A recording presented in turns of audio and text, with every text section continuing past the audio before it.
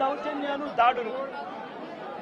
ఈ 45 రోజుల్లో తెలుగుదేశం పార్టీ అధికారంలోకి వచ్చిన తర్వాత ఈ రాష్ట్రంలో ఇది లా అండ్ ఆర్డర్ పరిస్థితి. నేను అడుగుతా ఉన్నాను, ఒకసారి ఆలోచన చేయమని అడుగుతా ఉన్నాను. ఎంతటి దారుణంగా లా అండ్ ఆర్డర్ పరిస్థితి ఉంది అన్నదానికి నిదర్శనము ఈ రషీద్ కేసే ఒకటి తీసుకోండి కావాలంటే.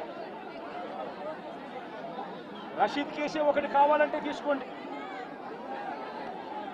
ఇదే వినుకొండకు ఇంతకు ముందు ఎస్పీగా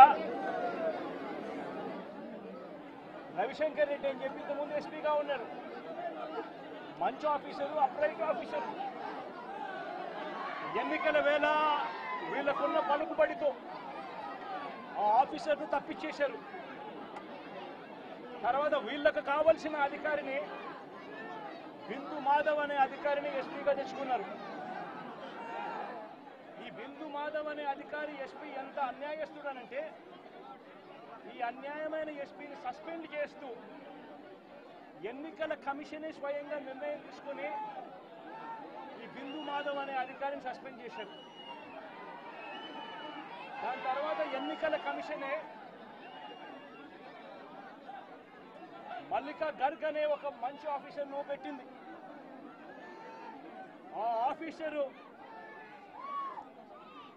చంద్రబాబు నాయుడు గారు అధికారంలోకి వచ్చిన వెంటనే ఆ ఆఫీసర్ను కూడా పంపించేశాడు. ఆ ఆఫీసర్ చంద్రబాబు నాయుడు గారి మనుషులకు, తెలుగుదేశం పార్టీకి సహాయ సహకారాలు అందించను అని చెప్పి ఆ ఆఫీసరు వెళ్ళిపోయిన రోజు కొత్త ఎస్పీ శ్రీనివాసన్ అనే ఆయనను, వీళ్ళకు సంబంధించిన ఆయన శ్రీనివాసన్ ఆయన తెచ్చుకున్నారు. ఈ కొత్త ఎస్పీ వచ్చిన 2 రోజులకే, ఈ కొత్త ఎస్పీ వచ్చిన 2-3 రోజులకే హత్య జరిగింది. ఆ హత్య కూడా ఏమిటి?